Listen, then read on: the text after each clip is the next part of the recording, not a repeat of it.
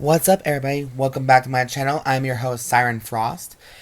And in today's video, I'm giving you guys a debut update for Mega Colony. And this is for a new deck profile that I recently got from the clan selection collection. And this is going to feature a new ace monster for Mega Colony, is the Worm Toxic Mutant Venom Stinger series. I wouldn't call this actually a series. I would say it's just a bunch of, random shit roll into one kind of thing. So, to be quite frank, the only reason why I even started playing Mega Colony was because of my evil dark phase Gradora deck. Because that's the only reason why I did. But, in these trivial conditions, I decided to talk about the one unit that people were obviously liking and talking about. So I figured, you know what, let's just do a deck profile for this guy and see where it goes. So, without any further ado, let's just dive right into this deck profile. So, of course, my starter has to be Youthful Mutant Dorcas, just because that's like the only unit I actually own besides the machining, but that one has more effects, so I was like, whatever at that point. And trust me, guys, when I tell you that I'm not, if it may seem like I'm not very too thrilled about playing this deck, it's probably because I did a little bit more research on it before I did make the deck, but it's still just not up par with me and my personal standards, but that's just me, of course. So for trigger lineup, I'm playing 4 heals, which is Snowflake Mutant Snowtrick, 4 perfect guards, Paralyze Madonnas, finally got her from the collection set, 4 Jewel Flashers, and finally 4 Sharp Nail Scorpios. I don't know how I feel about Scorpios currently right now, just because Scorpios are fucking crazy when it comes to people. So yeah, that is my trigger lineup. It's very standard for any Protect deck, apparently.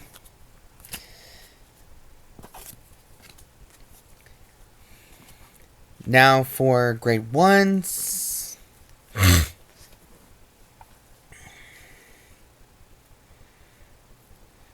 I'm playing 4 copies of Small Captain Butterfly Officer.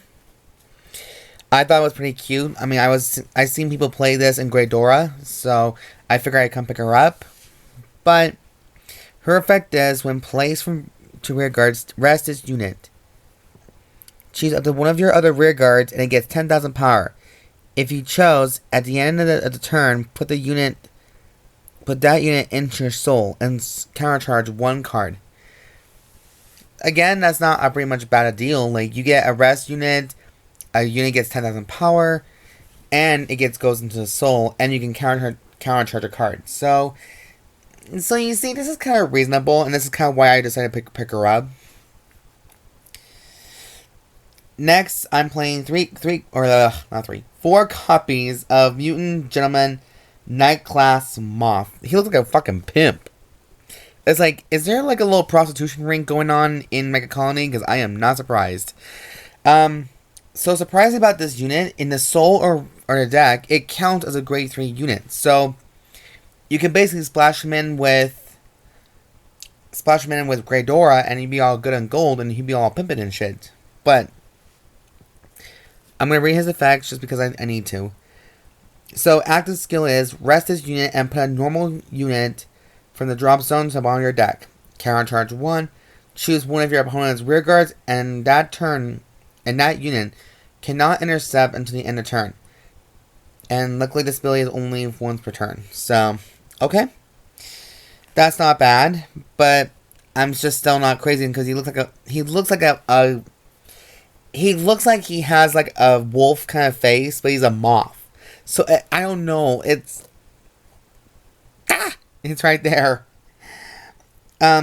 Finally, I'm playing just 4 copies of new Face Mutant Little Dorcas.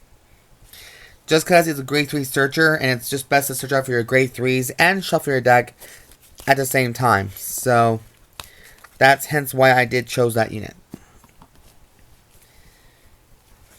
For grade 2s, for Machining Mantis. I actually like this unit a lot more because when placed to rearguard a Vanguard, Counterblast 1, look at the top 6 cards of your deck, reveal up to 1 grade 3 from among them, add to your hand, and shuffle the rest, shuffle your deck. And this unit also gets 6,000 power. So, okay, work. That's why I like the shuffling, and like I said, we're shuffling for our triggers, and we're also getting a free grade 3 along with it, so bonus. Next, I'm playing 4 copies of Spear Attack Mutant Megalaralancer. His skill is, when it attacks the Vanguard, this unit gets 2,000 power until the end of the battle for each of your opponent's rest rearguards. Then put a rearguard into your soul, and your opponent cannot intercept until the end of the turn.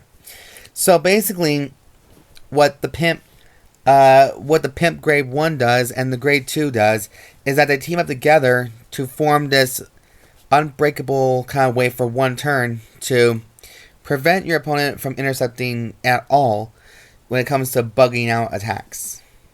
Okay, I can deal with that.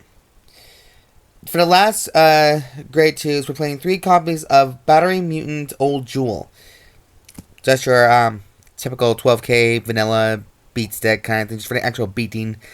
Just because it has a sword. And a sword, a whip, or whatever the hell it is. It's a 12k attack, grade 2 attacker. Work with it, deal with it. I know I can find something probably better than this, but honestly, I am limited to Mega Colonies units. I might need to find some more, but for right now, this is all I can do. It's basically one of those budget kind of decks, pretty much. Finally, for grade 3s, we are playing 4 copies of the main boss unit, Warm Toxic Mutant Venom Stinger. And trust me, there's a lot of shit you need to remember. 2 effects, one's very much small, the other one's a big ass one. So for the little one, when a card is put in your opponent's damage zone during my turn, this unit gets 10,000 power in the turn. Okay, so it gains power from that. Also, its long effect. When it attacks, Counterblast 1 and put a normal unit into your soul. Oh, put a rearguard into your soul. Sorry, my bad. Until the end of that battle, even if a trigger would be activated. Okay, you know what? Screw it. I'm just gonna fucking read this shit. So, because I'm blind. Even if a trigger is revealed for your opponent's damage check, that trigger effect does not activate. And you perform the same trigger effect as that card's trigger effect. So, basically, you can siphon your opponent's trigger effect and put on your unit instead. Then, Soul Blast 1 grade 3. Choose up to 2 cards from your opponent's damage zone, put them in his or her drop zone, and deal 1 damage to your opponent's Vanguard for each card put into his or her drop zone. So, basically, I think it allows you to get rid of some of your card, which it makes no sense to me whatsoever, but I think it's like a poison. You're slowly healing, but you're also gaining more damage, hence why it's a stinger. So again, like I said, this guy's going to take some time for me to get used to, because he's just not the unit I chose. Mine's always going to be Greydora, always, just because she's a female and she wins most of the time. Next, for grade 3s, we're playing the next Pincer Attack Mutant Intrude Scissors. Now, I'm not going to bullshit you, and a little bit, let me explain some tea here a bit. I swear, if he doesn't get the job done, this unit might. If he doesn't, this might. So they're kind of like working together as a team, in a way. But what this one does is from a drop zone ability. At the end of that battle, your grade 3 or greater Vanguard attacked. If a new card was put into your opponent's damage zone this turn, Counterblast 1 and call this to your rear guard. When placed, Soul Blast 1, choose one of your rear guards stand-in, and this unit gets 10,000 power in a turn. So that's why you have Pimp Moth, who basically is a rester, and also a Butterfly Officer, who's also a rester, kind of thing. So you have a lot of options and a lot of nominees to choose from Scissor's ability. Like I said, if he doesn't do it, this one does. I think you may ask why I may think that like that. Personally, if he fails, and if he's in your drop zone, you can superior call him. So, either way, you're gonna get at least another unit to attack with, if you, as your finisher, as your beat stick, all that good gist. And plus, they are protected and gifted with protect power. So, hence why the symbol. Sorry, I don't mean to act so cutesy, but yeah. Last 2 copies for grade 3s is Piercing Spear Mutant Dovespid.